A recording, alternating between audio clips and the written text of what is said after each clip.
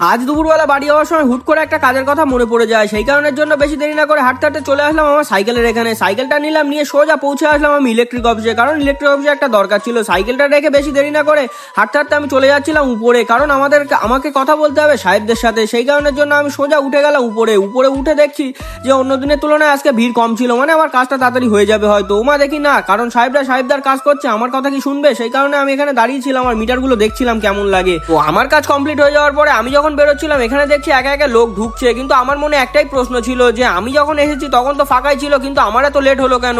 তারপরে মনে পড়লো যে ওরা তো সাহেব, আমি তো সাধারণ মানুষ। তো যাই হোক, তারপরে আমার ডান দিকে চোখ গেল, এখানে দেখছি ডিস্কো লাইট জ্বলছে। সেটা দেখে হাসতে হাসতে আমি বেরিয়ে গেলাম। বেরিয়ে গিয়ে সাইকেলটা নিলাম, নিয়ে যাচ্ছিলাম সোজা বাড়ির দিকে। বাড়ি গিয়ে দেখি বাবা কুকুর পায়ে বাথরুম করিয়ে দিয়েছে। সেই কারণের জন্য খেয়ে দিয়ে আমি সোজা চলে আসলাম মাঠে, কারণ আমার হাতে 1 ঘন্টা সময় ছিল। সেই কারণের জন্য ঘুড়ি আর লাটাইটা নিয়ে আমি আর আমার একটা বন্ধু সোজা চলে আসলাম মাঠে, কিন্তু হাওয়া কম থাকার কারণে আর বেশিক্ষণ ঘুড়ি উড়ালাম না, সময় হয়ে গিয়েছিল দোকানে আসা। সেই কারণের জন্য আমি আর বেশি দেরি না করে ঘুড়ি নামিয়ে সোজা চলে আসলাম দোকানে। টাটা।